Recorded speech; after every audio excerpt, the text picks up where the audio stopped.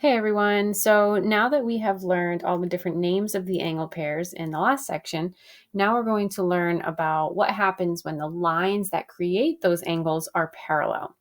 So these relationships are only true when two parallel lines are cut by a transversal.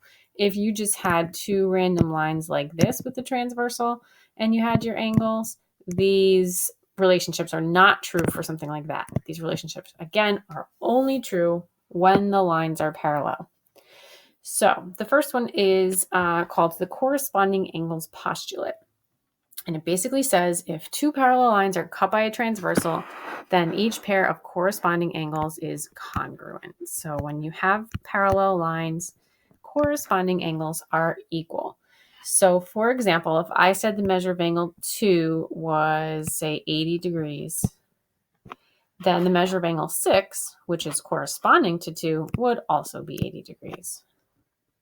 That's the corresponding angles postulate. That's why angle 6 would be 80, because these parallel lines R and S are cut by the transversal, and 2 and 6 are corresponding angles. So that's the first one. Next is the alternate interior angles theorem. This one's called theorem. It's, again, two parallel lines cut by a transversal. Alternate interior angles are also congruent. So those are equal also. So if you take a look at angle 4, if I said angle 4 was, say, 100 degrees, then angle 5, which is alternate interior to angle 4, would also be 100 degrees because they're alternate interior angles, and based on the alternate interior angles theorem, they're congruent and the lines are parallel. Next is consecutive interior angles theorem. This one says if you have parallel lines cut by a transversal, consecutive interior angles are supplementary. They are not congruent. These add to 180, consecutive interior.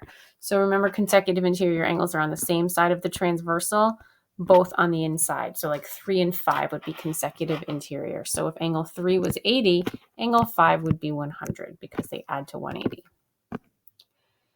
The next one is alternate exterior angles theorem. When the lines are parallel, alternate exterior angles are congruent.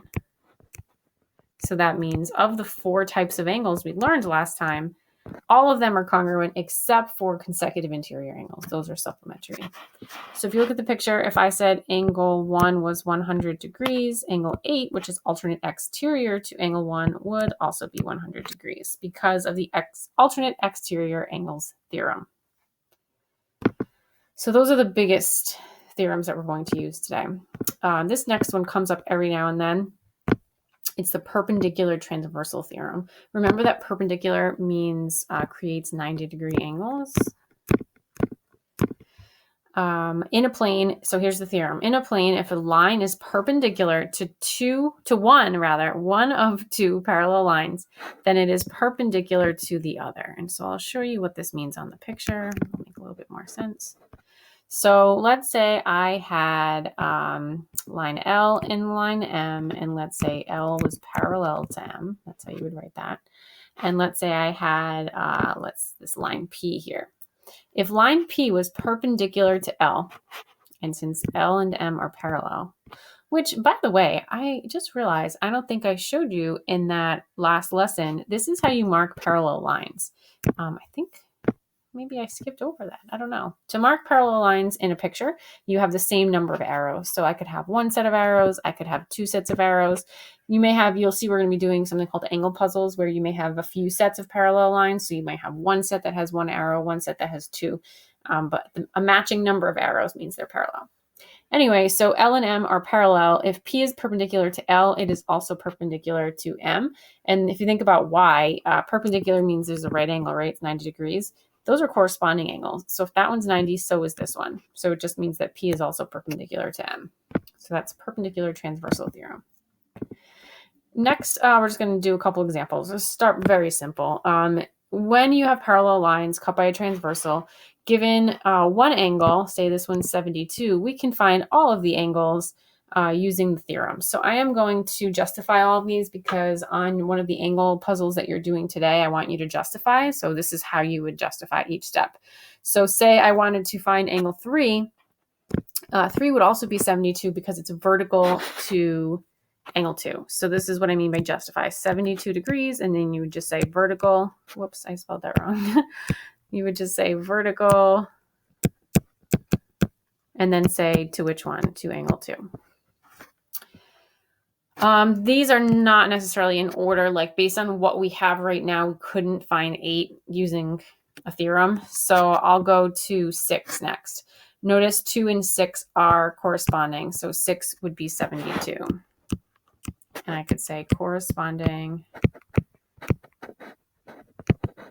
to angle 2. I could also say alternate interior to angle 3. That would work too. Now that I got 6, I could get 8. 8 is going to be 108 because it makes a linear pair with angle 6. So 108, and you would just say linear pair. And then you say with which angle? With angle 6.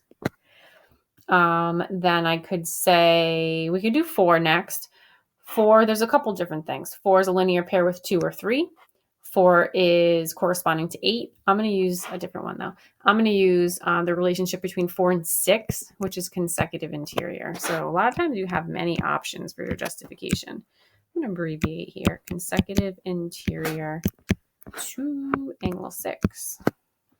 Angle 5 would be 108, and you could either say vertical to 8, you could say linear pair with 6, you could say consecutive interior with 3. Alternate interior, I'll use that because I haven't used that yet. It's alternate interior with 4. So alternate interior with angle 4. And then angle 1 is 108. Oh, I don't know why I don't have a spot for 7. I'll add that in. Angle 1 is 108, and you could say so many different things. I'm going to say 108 because it's alternate exterior. I like to mix it up with my justifications because really you could say vertical or linear pair for so many of them. Alternate exterior with angle 8. So there's just a really simple, like how you would find angles and justify. The one you're going to do today is much more complicated than that. I mean, not too crazy, but a few more transversals involved. So real quick, I'm not going to fill in all the blanks over here just to save time. You can if you'd like, but I don't want this to be like a half-hour video. So basically something like this. This is what I meant with the arrows. So see how C and D have 2 sets of arrows. That means those are parallel. And then A and B have 1 set. So that means those are parallel. So when you know that lines are parallel, the theorems that we just learned will work for any transversal that goes through those lines. So we were given that 3 is 43. And then we're asked to find the rest of them. So basically you can use the relationships like since both pairs of lines are parallel, that means that basically all these angles are either going to be 43 or 137 because they're supplementary. So like 5 is vertical to 43. I mean vertical to 3. Then you could do like 13 is corresponding to 5. You could do 11 is vertical to 13. Then we could go to 15. 15 is alternate interior to 11. 9 is vertical to 15. 1 is corresponding to 9. 7 is vertical. So all of those are 43 and all the rest will be 137. So 4 is 137 because that's a linear pair with 3. And then you could do like, 6 is vertical to 4. 12 is alternate interior to 6. 14 is vertical to 12. 16 is corresponding to 14. 8 is corresponding to 16. Whoops, I don't know why I put a 6 because I said 16. 2 is vertical to 8. So that's how you would fill them in. Again, that's pretty easy. The one that you're going to do for practice today has a little bit more involved. It has parallel lines and then like a couple different transversals. So you would just have to remember that the theorems and everything work along each transversal, along that transversal. So in every single picture that you're going to do, it's not necessarily like this where all the angles are pretty much the same. Oh, I just noticed I put a 136 for another one of them. I think because it was angle 6. Whoops. Okay, so that's that example. We're going to be doing a few different angle puzzles. We'll probably do some in school as well. All right, next are some algebraic problems. So if you're asked to find x and y, a lot of times you can find x independently from y, meaning like you don't need to do a system or anything. We are going to do one system example in these notes. But to start off, what the heck? I'm trying to go, there we go. To start off, let's look at this one. So we're given 4x is here. We're given that this one's 56, and then we have a 3y minus 11. I do notice that the 3y minus 11 and the 4x are alternate exterior, which means they're equal. But remember, we don't really want to set up an x and a y in the same equation unless we absolutely have to, which we don't here. So what we can do is if this one's 56, this one is 56 also, right? Because they're corresponding. And so then what we can do is say, well, 4x and 56 are a linear pair, right? So then if we subtract 56 from 180, we get 124. And we can just set 4x equal to 124. And then that way we can find x. So if you do 124 divided by 4, that's going to be 31. And then you don't even really need x to find y. Like many times you have to plug in x and then find y. For this one, you don't, because guess what? Like we said earlier, the 4x is 124. This is alternate exterior to the 4x. And so I could do 3y minus 11 equals 124. Add 11 to both sides. 3y equals 135. And then just do 135 divided by 3 to get 45. So sometimes you can just find x and y independently and they don't rely on each other.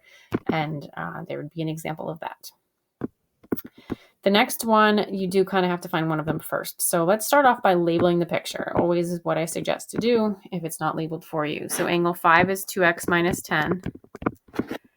Angle 6 is 4 and then y minus 25. Angle 7 is x plus 15. So right now, notice that 5 and 7 both have x's in it. Those are corresponding, so those are equal. 5 and 6 are alternate exterior, but one has an x, one has a y. Oftentimes kids think 6 and 7 are alternate exterior, but they're actually not considered to be just because they're not on the same transversal. So what we're going to do is we're going to set something up with 5 and 7 first, find x, and then this time we do have to use that to help us find y. So if we do 2x minus 10 equals x plus 5 and solve, subtract x, add 10, we're going to get x equals 15. So now what we can do from there is use that 15 and plug it in to help us find 6. And so why would we want to do that? Well, 5 and 6 are alternate exterior and they're equal. So if I can plug in x equals 15 over here to find angle 5, I'm going to get 2 times 15 and then minus 10. So that's 30 minus 10, which is 20. So this is 20 degrees. So that means that this one here is also 20. So then you can just set up an equation to find y. So you can have 4 and then y minus 25 equals 20, and then solve for y. You could do a couple different ways. You could get rid of the 4 by dividing, or you could distribute it. I feel like a lot of you would maybe distribute it. So 4y minus 100 equals 20. Add 100 to both sides, so 4y equals 120. And then divide by y, so y is 30. So that's that one. That one you did have to find x first, and y was dependent on what you got for x, meaning you had to find x first and then plug in to find y. So that's that one. X is 15, y is 30. The last example, example 5, has x's and y's, but notice for this one, there's no way that you could set up an equation to just find x or just find y. Because almost all of them, I mean, 2 out of 3 of them have an x and y in that angle, in its own angle. So there's no way to find x by itself. There's no way to find y by itself. So hopefully you recognize that this is one where you'd have to write a system. So on your test, most of you did pretty well with this one. It was just seemed like the solving was kind of tricky for you guys. So remember, what you want to do is write 2 equations, each one representing a relationship that's true about the picture. So let's talk about some different things we could do here. So I noticed these are a linear pair, so you can add those to 180. I noticed this and this are corresponding, so those are equal. You could also put the 8x plus y here and then do that those two add to 180. That would be another option, but you only need 2. So I'll just use the 2 obvious ones for when you first look at it. So I'm going to have 13y plus 8x plus y equals 180. Then you want to clean it up a bit. This is the mistake that some of you made on the test. Like some of you had like a bunch of stuff on the left-hand side and didn't like really clean it up very much. You want to put it in standard form when you're solving a system by elimination, which is this. You have just your x term, just your y term, your equal sign, your constants. Notice, well, this one doesn't have any like numeric angles anyway, but there's no numbers or anything with it. It's just an x term, a y term, equal sign, 0. So I'm going to clean it up a bit. I like to put my x first because that really follows standard form. So it's going to be 8x plus 14y equals 180. So there's one equation. Then for my second one, I'm going to do the corresponding angle. So I'm going to have 20x plus 3y equals 13y. And then we need to bring a 13y over to the left by subtracting. So then I'm going to have 20x minus 10y equals 0. And that's my second equation. Notice both of them just have an x term, a y term, an equal sign, a constant. That's what you want.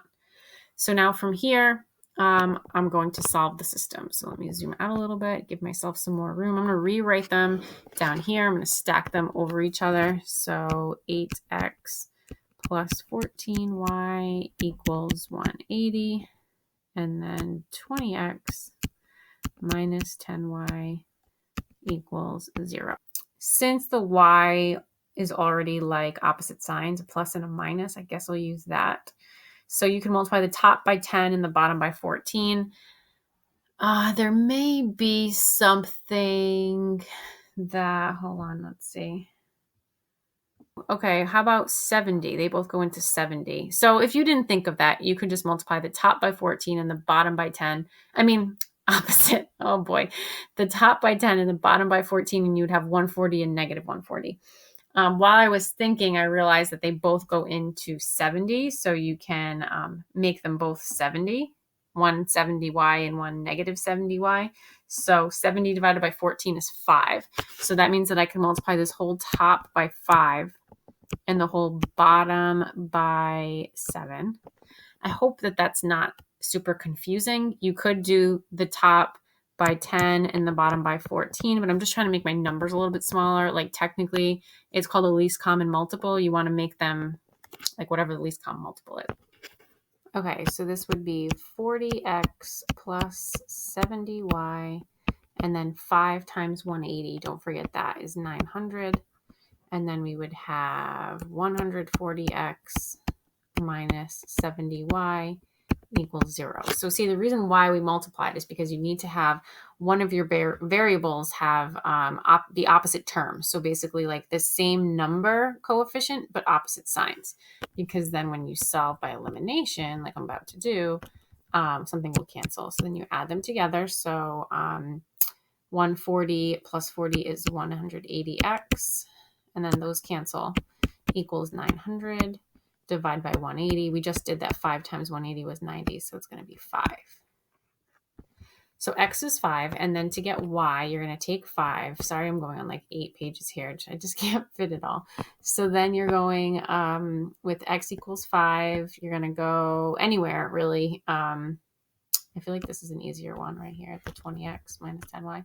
So I'm going to use this one to solve, but it doesn't really matter which one you do. You just plug in 5 and then solve. So let me move back down here. So 20x minus 10y equals 0. Okay, so 20, whoops. Yay. So 20 and then 5 minus 10y equals 0. So that's 100 minus 10y equals 0. Subtract 100 and I get negative 10y equals negative 100. Divide by y and I get y is 10. So those are my two answers here. X is 5, y is 10. So that's how you would do it with the system. On your homework, it's number 4 and number 5 that you would need to do that on the challenge side. So remember, it's anytime you have x's and y's, and there's no way around solving without a system. So that's that. Please let me know if you have any questions. And yeah, I'll see you tomorrow.